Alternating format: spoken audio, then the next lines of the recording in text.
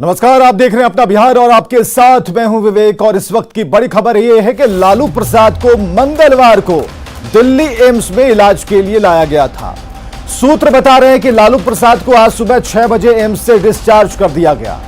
AIIMS में डॉक्टरों ने उनके ब्लड की जांच की, सैंपल लिए, उसके बाद उन्हें रांची में ही इलाज कराने की सलाह दी। इधर एम्स के फैसले के बाद रिम्स प्रबंधन की रिपोर्ट पर सवाल खड़े होने लगे हैं। रिम्स प्रबंधन में हड़कंप मच गया है। तो जो सूत्रों के हवाले से खबर आ रही है कि एम्स के फैसले के बाद रांची रिम्स में हड़कंप मचा है। अब लालू प्रसाद की जो रिपोर्ट जारी की गई थी रिम्स की तरफ से, मेडिकल बोर्ड का गठन हुआ, मेडिकल बोर्ड पूरी टीम बैठी, बैठक किया और इस नतीजे पर पहुंची कि लालू प्रसाद का इलाज अब दिल्ली में होगा। तो उस रिपोर्ट का क्या? जब लालू प्रसाद दिल्ली जाते हैं तो एम्स भी अपनी तरफ से जांच करवाता है और उसके बाद यह कहता है कि लालू प्रसाद की तबीयत ठीक है, अब इन्हें डिस्चार्ज करने की बारी है, अब ये जा सकते हैं रांची। लेकिन लालू प्रसाद की तबीयत फिर बिगड़ती है। तो लालू प्रसाद का स्वास्थ्य और अब तक की घटनाओं का जो पूरा ब्यौरा है आप स्क्रीन पर देख पा रहे हैं। मंगलवार को लालू को रिम्स ने इमरजेंसी केस बताकर एम्स दिल्ली ले जाने की सलाह दी। तबीयत ठीक होने पर एम्स ने लालू को डिस्चार्ज किया और रांची में ही इलाज कराने की सलाह दे डाली। लेकिन सवाल खड़े हो रहे हैं कि क्या लालू प्रसाद की मेडिकल रिपोर्ट गलत थी? रांची रिम्स में जो रिपोर्ट लालू प्रसाद की तरफ से उनके क्रेटिनिन लेवल को देकर दी जा रही थी, जो बातें कही जा रही थी कि लालू प्रसाद को हार्ट में और मल्टीपल ऑर्गन में दिक्कतें हो रही हैं, क्या वो बातें गलत थी? लालू प्रसाद यादव को बिहार से कल दिल्ली के एम्स अस्पताल में भर्ती करवाया गया था, जहां पर उनको इमरजेंसी में भर्ती किया गया था। लेकिन सूत्रों के हवाले से बड़ी खबर है कि लालू प्रसाद यादव को आज सुबह 6 बजे एम्स अस्पताल से डिस्चार्ज कर दिया गया है और ये कहा गया है कि उनके जो खून के नमूनों की जो जांच हुई थी उसके अनुसार डॉक्टरों ने उनको ये सलाह दी है कि उनका जो आगे का इलाज है वो रांची में किया जाए। जब लालू प्रसाद यादव की तबीयत खराब हुई तो रांची से उनको भी एम्स अस्पताल में रेफर किया गया था। लेकिन जब एम्स अस्पताल में उनको लाया गया तो ये कहा गया कि उनकी जो जांच हुई उसके अनुसार उनको यहाँ से रांची के लिए दोबारा से रेफर कर दिया गया। कहा यह जा रहा है कि रात भर लालू प्रसाद यादव को दिल्ली के इसी एम्स अस्पताल की इमरजेंसी में रखा गया और सुबह 6 बजे वो यहाँ से डिस्चार्ज होकर रवाना हो गए। कैमरा पर्सन सत्यप्रकाश के साथ प्रीति श्रीवास्तव, न्यूज़ 18 दिल्ली। और इधर रिम्स अधीक्षक ने कहा कि अगर लालू प्रसाद दिल्ली एम्स से रिम्स वापस लौटते हैं तो पहले से गठित की गई डॉक्टरों की टीम को रीएक्टिवेट कर उनका इलाज शुरू कर दिया जाएगा। रिम्स अधीक्षक ने भी लालू को दिल्ली भेजे जाने के मेडिकल बोर्ड के फैसले का बचाव किया है। ऐसी स्थिति बन पड़ती है कि उनको यहाँ आना पड़ेगा, तो हम लोग जो कमेटी उनकी इलाज करती थी, कमेटी गठित है ही है, उनको दोबारा रीएक्टिवेट कर उन्हीं के माध्यम से उनका इलाज हम सुनिश्चित करेंगे। ये हमारा कर्तव्य है। बाकी जैसा मैंने बताया अभी तक हमें कोई सूचना नहीं। उसी आधार पे जो कमेटी गठित की गई थी उनका जो ओपिनियन है वो मतलब सर्वोच्च है, क्योंकि उसमें सारे स्पेशलिस्ट उसमें उस कमेटी में विशेषज्ञ उसमें इन्वॉल्व है उनके इलाज में। तो उनका जो ओपिनियन था उसी के आधार पे जो स्टेट मेडिकल बोर्ड है उसने एक डिसीजन लिया कि उनको हायर सेंटर में एक रेफर किया जाना चाहिए। तो बिहार की सियासत में लालू प्रसाद को लेकर सियासत गर्म हो गई। जब दिल्ली एम्स ने लालू प्रसाद की सेहत को देखने के बाद वापस रांची जाने की सलाह दी तो आरजेडी नेताओं ने इस पर ऐतराज जता दिया। आरजेडी का आरोप है कि लालू को लेकर गहरी साजिश रची जा रही है। वहीं कांग्रेस ने भी आरजेडी के आरोप को सही बताया, जबकि जेडीयू और बीजेपी ने डॉक्टरों का बचाव करते हुए आरजेडी पर ही हमला बोल दिया है। कहीं न कहीं इसमें बहुत बड़ी साजिश हो रही है हमारे नेता के साथ, और आदरणीय नेताजी की तबीयत खराब है और वहां के मेडिकल बोर्ड ने अनुशंसा किया था कि दिल्ली में इलाज कराने का। इसमें बहुत बड़ी राजनीति हो रही है। अगर कोई डॉक्टर दुश्मन भी हो और अगर उसके सामने उसका दुश्मन मरीज बन के चला जाए तो मैं नहीं समझता हूं कि वो कहेगा कि ये मरीज जो हमारा, हम इसको नहीं देखेंगे, इसको हम दवा नहीं देंगे और ये मरीज का नुकसान हो जाए, ये कोई भी आज की तारीख में कोई दुनिया का, देश का, राज्य का कोई भी चिकित्सक ऐसा नहीं कर सकता। भाई तब तो ये जांच का विषय है कि यहाँ के डॉक्टर ने क्या लिखा, वहाँ के डॉक्टर क्या कर, कहाँ राजनीति छिपी हुई है इसमें। निश्चित तौर पर जानबूझ के, क्योंकि वो एक नेता है बिहार के, जानबूझ के एनडीए गवर्नमेंट हमें लगता है कहा कि 2 डॉक्टर अलग अलग रिपोर्ट कैसे कर सकता है। ये जांच का विषय, और जो भी गलत डॉक्टर ने किया उस पर कार्रवाई होनी चाहिए। लालू प्रसाद जी को ईश्वर करे कि वो ठीक हो जाएं, लेकिन मुझे जो लगता है कि जेल से बचने के लिए तरह तरह के उपाय किए जा रहे हैं, और थोड़ा सा गफलत मिलता है तो राजनीति में आने की बात करने लगते हैं, चुनाव लड़ने की बात करने लगते हैं, और जानबूझकर यहाँ से वहाँ करके अपना मन बहला रहे हैं। जेल में उनका मन लग नहीं रहा है, इसलिए मन लगाने वाला कुछ चाहिए। और चलिए दिल्ली से हमारे सहयोगी प्रीति हैं, सीधे जुड़ते हैं उनसे। शंकर आनंद भी दिल्ली से जुड़े हुए हैं और रूपाली त्रिपाठी रांची से। प्रीति, हमें जरा बताइए अभी अपडेट क्या है, ताजा खबर क्या है? बिल्कुल, मैं आपको बता दूं कि अभी की जो सबसे बड़ी खबर है वो ये है कि लालू प्रसाद यादव को एम्स अस्पताल से एयरपोर्ट ले जाया गया था, जहां से वो रांची रवाना होने वाले थे। लेकिन एयर एम्बुलेंस के जरिए वो रांची रवाना होने वाले थे, लेकिन एयरपोर्ट पर उनकी तबीयत जो है वो बहुत ज्यादा बिगड़ गई और उसके बाद उनको वापस से एयरपोर्ट से दिल्ली के एम्स अस्पताल में वापस लाया गया है। मैं आपको दिखाऊं कि इस समय हम एम्स अस्पताल के बाहर ही खड़े हैं और जहां इमरजेंसी में अभी लालू प्रसाद यादव अंदर मौजूद है और उनका दोबारा से इलाज यहां पर शुरू किया गया है। तो अभी की सबसे बड़ी खबर यह है कि लालू प्रसाद यादव दोबारा से एयरपोर्ट से दिल्ली के एम्स अस्पताल पहुंच चुके हैं और जहां पर इमरजेंसी में उनका जो इलाज है वो डॉक्टर्स ने शुरू कर दिया है। हालांकि ये कहा जा रहा था कि सुबह 6 बजे के करीब जो लालू प्रसाद यादव थे उनको दिल्ली के एम्स अस्पताल से डिस्चार्ज कर दिया गया था और ये कहा गया था कि उनके जो ब्लड की जो जांच की गई थी और यहाँ के डॉक्टर्स ने उनको सलाह दी थी कि वो रांची जाकर ही अपना वहां पर इलाज करवाएं। लेकिन जब वो एयरपोर्ट पहुंचे तो एयरपोर्ट के जो सूत्र है उन्होंने हमें बताया कि एयर एम्बुलेंस के माध्यम से वो वापस रांची जा रहे थे, लेकिन वहां पर उनकी जो तबीयत है वो बहुत ज्यादा बिगड़ गई, जिसके तो क्या प्रीति एक सवाल और भी है कि क्या जो रिपोर्ट थी, ठीक है कल सभी के हाथ में वो क्रिएटिनिन की रिपोर्ट थी, उसमें वो रेशियो बताया जा रहा था, तो एम्स की तरफ से जो जांच कराई गई, जो ब्लड सैंपल्स लिए गए, क्या उसमें उस रिपोर्ट का खुलासा उन्होंने किया कि अभी क्या स्थिति है? क्योंकि जिस बात का हवाला देकर उन्हें रांची से दिल्ली शिफ्ट किया गया, तो अब दिल्ली एम्स भी ये बताना चाहिए दिल्ली एम्स को कि अभी उनकी रिपोर्ट क्या है, क्या रिपोर्ट में है, क्या लेवल है, उसके बाद कुछ बात होगी आगे की।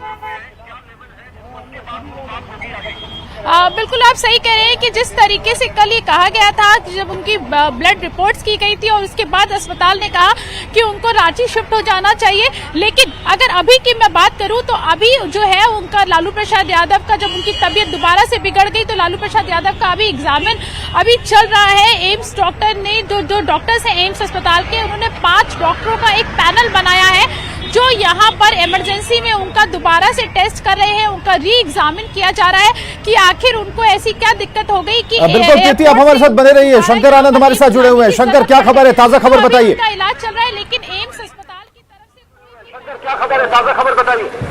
देखिए कल जिस वक्त में लालू प्रसाद यादव को दिल्ली एयरपोर्ट पर लाया गया था, उस वक्त में भी उनके परिजनों से मेरी बातचीत हुई थी, तो उनके परिजनों का कहना था इनकी तबीयत लगातार गिर रही है, उनकी तबीयत में लगातार जो गिरावट को देखने के वजह से ही उनको दिल्ली में लाया गया और दिल्ली लाने के बाद एम्स अस्पताल में बाकायदा रेफर किया गया है, जो कि रिम्स अस्पताल, जो रांची स्थित रिम्स अस्पताल है, वहां से उनको ट्रांसफर किया गया और उनके हालात की नजाकत को देखते हुए, उनकी तबीयत की जिस तरह से हालात बने हुए थे, लिहाजा इसी मामले की गंभीरता को देखते हुए उन्हें दिल्ली रेफर किया गया और लालू प्रसाद यादव की जो तबीयत है वो लगातार खराब हो रही थी, इस वजह से किया गया। लेकिन जब उन्हें एम्स अस्पताल में भर्ती कराया गया और जिस वक्त में उनका मेडिकल परीक्षण कराया जा रहा था, तो उसके बाद रात में कहा गया कि उनको फिलहाल जो प्राथमिक जो सुविधाएं हैं बकायदा वो दी जाएंगी, लेकिन उनको अस्पताल में भर्ती कराने की आवश्यकता अभी नहीं है। लिहाजा इसी बात को ध्यान में रखते हुए आज सुबह में उन्हें एम्स अस्पताल से डिस्चार्ज कर दिया गया। लेकिन आज तकरीबन 12 बजे लालू प्रसाद यादव दिल्ली एयरपोर्ट पहुंचे और दिल्ली एयरपोर्ट पहुंचने के बाद उन्हें रांची निकलना था, लेकिन रांची निकलने से पहले ही अचानक उनकी तबीयत खराब हुई। उसके बाद फिर वापस दिल्ली एयरपोर्ट से उनको एम्स अस्पताल में लाया गया है, जहां पे लालू प्रसाद यादव को इमरजेंसी वार्ड में भर्ती कराया गया और वहां पे फिलहाल इलाज चल रहा है। तो एक तरह से कह सकते हैं कि जिस तरह से लालू प्रसाद यादव की लगातार तबियत में गिरावट आ रही है, इसी बात को ध्यान में रखते हुए उसे एम्स अस्पताल में भर्ती कराया गया और एम्स अस्पताल में फिलहाल लालू प्रसाद यादव का इलाज चल रहा है। चलिए, टेस्ट हो रहा है, 5 डॉक्टरों की टीम लगी हुई है। रूपाली त्रिपाठी हमारे साथ बनी है। रूपाली, क्या खबर है? अभी हड़कंप तो मची गया है कि किसकी रिपोर्ट सही, किसकी रिपोर्ट गलत, और जो डॉक्टरों की टीम रांची में इलाज कर रही थी, अब जो एम्स में 5 डॉक्टरों की टीम लगाई है, तो उन रिपोर्ट्स में क्या अंतर है, अभी इसका भी खुलासा होना बाकी है। रांची में क्या बड़ी खबर है, इस वक्त चर्चा क्या चल रही है रिम्स में?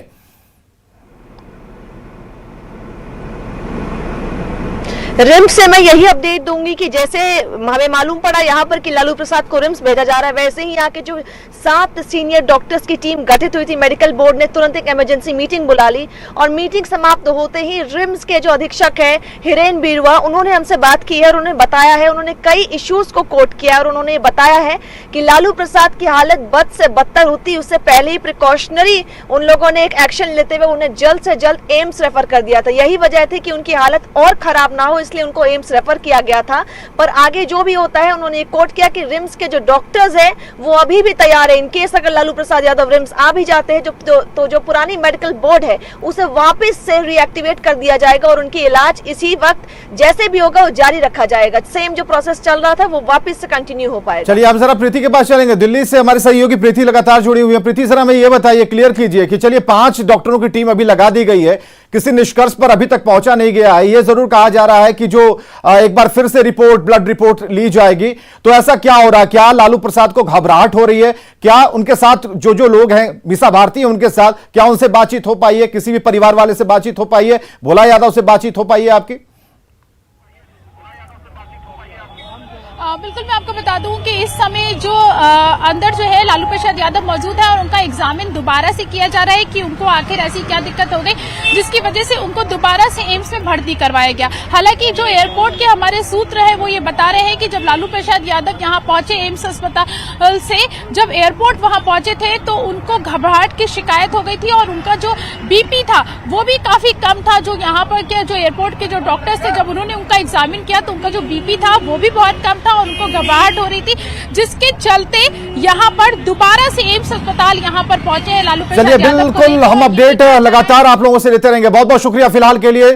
तो एक बड़ी खबर हम आपको बता रहे हैं कि लालू प्रसाद की जो तबीयत है वो काफी अभी नासाज है। हालांकि दिल्ली एम्स में उनका इलाज चल रहा है, कुछ रिपोर्ट्स आनी बाकी है, उसके बाद ये पूरी पिक्चर क्लियर हो पाएगी कि पहले की रिपोर्ट और अब की रिपोर्ट में क्या अंतर है। एक बड़ी खबर आ रही है मौत की आग से जुड़ी हुई, जो सिकंदराबाद यानी कि हैदराबाद के सिकंदराबाद से है। बोयागुड़ा में आज एक लकड़ी के डिपो में अचानक आग लगी, 11 लोगों की जिंदा जलने से मौत हो गई। 3 मजदूर जो थे वो झुलस गए, जबकि एक मजदूर की जान बाल बाल बची है। और जिस वक्त यह हादसा हुआ उस समय डिपो में 15 मजदूर मौजूद थे। जानकारी मिल रही है कि सभी मृतक बिहार के छपरा जिले के अमनौर के रहने वाले हैं।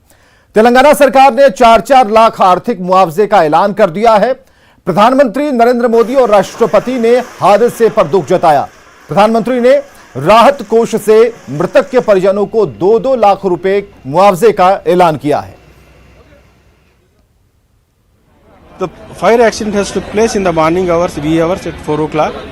After knowing this, the firefighting team has come and controlled the fire. And in this accident, 11 people were charred and expired. And one man was escaped from this premises. This was the primary. Property, we will assess that how much property was damaged and. This is very preliminary stage. After investigation completed, we will tell the fact. तो हैदराबाद के गोदाम में लगी आग के बाद छपरा के कई गांव मातम में डूब गए हैं। यहां के कई मजदूर उस गोदाम में मजदूरी करने गए थे, जिनकी मौत की खबर आते ही इलाके में हड़कंप मच गया। अमनौर प्रखंड के अगवान गांव के कुछ मृतकों की मौत की खबर के बाद उनके घरों पर लोग पहुंचने लगे हैं।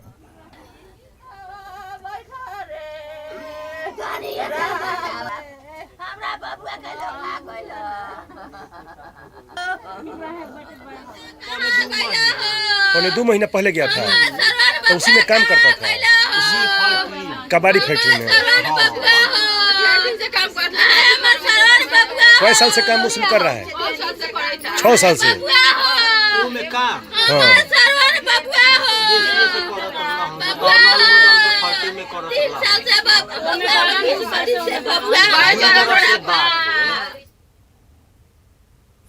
तो मृतक के परिजनों का बुरा हाल है। छपरा के अमनौर से ये तस्वीरें हम आपको दिखा रहे हैं जहां पर लोग पहुंच रहे हैं और ये वो परिवार है, बिलखते बच्चे हैं, उनकी पत्नियां हैं, घरवाले हैं जो अभी फिलहाल मातम में है। लकड़ी के गोदाम में भीषण आग लगी, हैदराबाद से ये तस्वीरें। और संजय तिवारी हमारे साथ हैं, सीधे जुड़ते हैं। संजय, बहुत ही गमगीन माहौल और दुख भरी खबर है, बावजूद इसके जो मुआवजे का मरहम लगाया गया है उससे उस परिवार में वापस खुशी तो नहीं आएगी, लेकिन एक थोड़ा सहारा जरूर मिलता। अभी जहां पर आप खड़े हैं क्या स्थिति है उसके बारे में बताइए।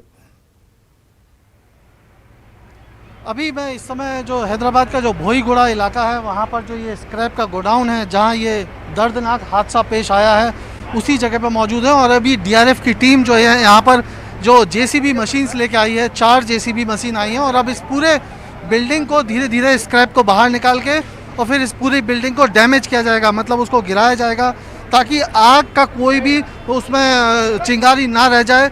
आग पर काबू पा लिया गया है। तो कुल 11 लोगों की मौत हुई है और मैं अपने कैमरामैन से कहूँगा वो ऊपर फर्स्ट फ्लोर पे जो विंडो है वो दिखाएं, क्योंकि 12 लोग फर्स्ट फ्लोर पे मौजूद थे। उस लास्ट विंडो से एक जो है मजदूर कूद के नीचे कूद पड़ा था तो उसकी जान बच गई है। बाकी 11 लोग अंदर दम घुटने से उनकी मौत हो गई। काफ़ी भीषण घटना हुई है। प्राइमा फेसी ये माना जा रहा है कि शॉर्ट सर्किट हुआ और उसके बाद ये हादसा पेश आया। कुल मिला के इस घटना ने कहीं ना कहीं सवाल खड़े किए हैं कि आखिर सुरक्षा, जो मजदूर बाहर से आ रहे हैं उनको, जो अनस्किल्ड लेबर है उनकी सुरक्षा का क्या इंतज़ाम है। यहाँ बिहार एसोसिएशन के भी कई पदाधिकारी आए हुए हैं। हरे राम जो बिहार एसोसिएशन के अध्यक्ष हैं वो हमारे साथ मौजूद हैं। सर, क्या घटना के पीछे क्या वजह देखते हैं और आपकी क्या डिमांड है? सर, यहाँ कोई व्यवस्था नहीं था। जो बच्चे लोग कंपनी में काम कर रहे थे उतना दूर से आके कोई यहाँ व्यवस्था नहीं था। एक ही गेट है, ना बाहर निकलने का है और पूरा स्क्रैप का इसमें काम है। वहाँ आप जाके देख सकते हैं, देख रहे हैं कि पूरा बॉटल, दारू का बॉटल, बियर का स्क्रैप पूरा सब रखा हुआ है। और उसमें एक गेट था, उसमें बाहर निकल नहीं पाए, वो लोग जल के मर गए। तो हमारा यही गवर्नमेंट से डिमांड है कि ऐसा हुआ, कोई व्यवस्था नहीं हुआ तो लोग मजदूरी के लिए चाहे काम के लिए बाहर आना बंद कर देंगे। बिहार के लोग नहीं आएगा तो कोई कंपनी नहीं चलेगा, कोई देश नहीं चलेगा, कोई कुछ नहीं, सब ठप हो जाएगा। राज्य सरकार ने 5 लाख रुपए का मुआवजे का मरहम लगाने की कोशिश की है, क्या आप पर्याप्त है ये मानते हैं? नहीं सर, नहीं। कम से कम हम लोग का मांग है कि 25 लाख रुपया मुआवजा मिले और एक आदमी को जॉब। जो यहाँ के टीआरएस गवर्नमेंट है, तेलंगाना गवर्नमेंट है, उनसे मेरा यही है निवेदन, आग्रह कि उन लोग का परिवार के लिए जो छोटे छोटे बच्चे उनका भी है। ये 11 आदमी नहीं, 55 आदमी मरा, ये समझिए। तो उनका बच्चे के लिए कुछ मुआवजा 25 लाख रुपया, हम लोग का जो बिहार एसोसिएशन हैदराबाद का मांग है कि 25 लाख रुपया और एक आदमी का जॉब दिया जाए।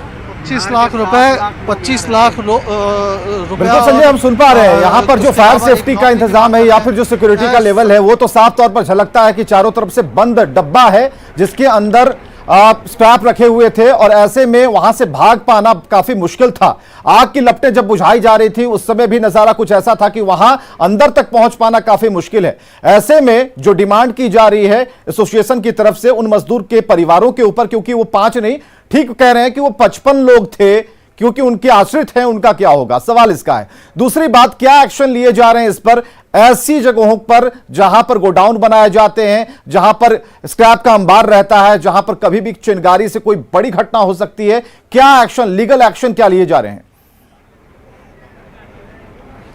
देखिए, लीगल एक्शन के नाम पे पुलिस जो है वो negligence, death due to negligence का केस, यानी 304 आईपीसी 304 ए का केस बनता है, बेलेबल ऑफेंस होता है। इस पूरे मामले में ये एक किसी नेग्लिजेंस की वजह से डेथ पुलिस बांधती है, इसको भी साबित करना बाद में बड़ा मुश्किल हो जाता है। तो स्थिति ये है, पुल मिला के अब इसको जो है वो फायर सेफ्टी नॉर्म्स का पालन हुआ कि नहीं, अब ये सवाल उठ रहा है। मैं आपको दिखाना चाहूँगा कि इस पूरे इलाके में तमाम गोडाउन है। इधर बगल से ही एक टिम्बर का एक गोडाउन है, इधर पीछे करीबन इस पूरे इलाके में 20 से 25 गोडाउन है। वो उनमें उस तरह का माल है जो जैसे लकड़ियां हैं और इस तरह का इनफ्लेमेबल आइटम उसमें मौजूद है।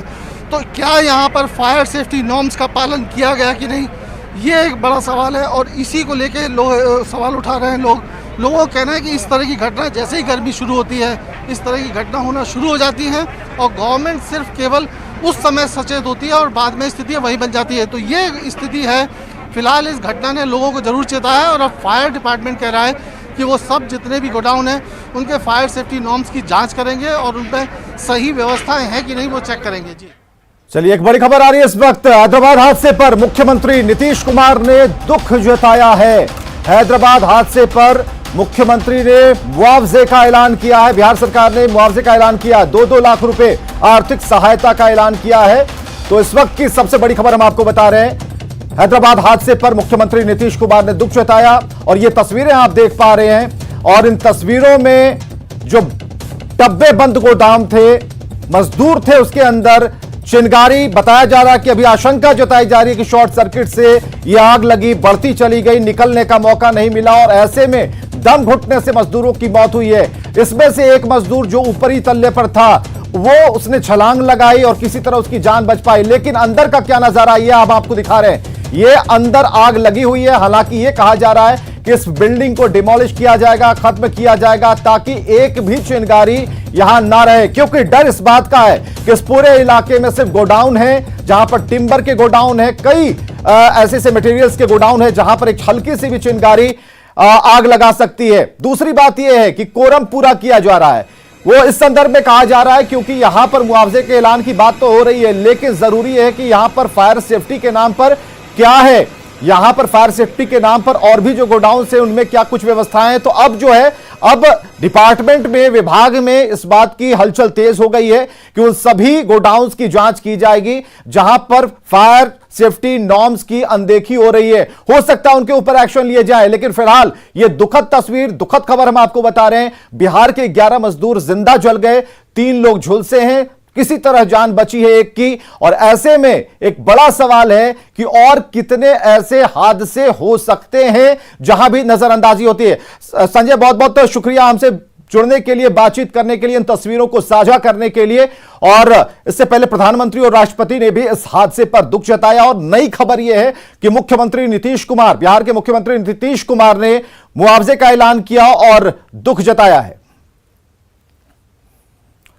पीएम मोदी ने आज बिहार झारखंड से चुनकर आए बीजेपी सांसदों से मुलाकात की। सूत्रों के मुताबिक इस बैठक में पीएम मोदी ने सांसदों से सरकार के काम का फीडबैक लिया, महिलाओं को कैसे योजनाओं से जोड़ा जाए, इस पर पीएम मोदी ने सभी सांसदों से सुझाव मांगे। इसके अलावा केंद्र की तरफ से चलाई जा रही करीब 22 जन कल्याणकारी योजनाओं का जनता के बीच प्रभाव क्या है, जनता में इन योजनाओं को लेकर चर्चा क्या है, इसे लेकर उन्होंने फीडबैक लिया है। और पीएम के सामने सांसदों ने भी अपनी बातें रखी हैं। और आपको यह जानकारी दें कि पीएम मोदी एक अंतराल के बाद सांसदों के साथ बैठक करते रहते हैं। और खबरें लगातार जारी हैं, आप बने रहें हमारे साथ।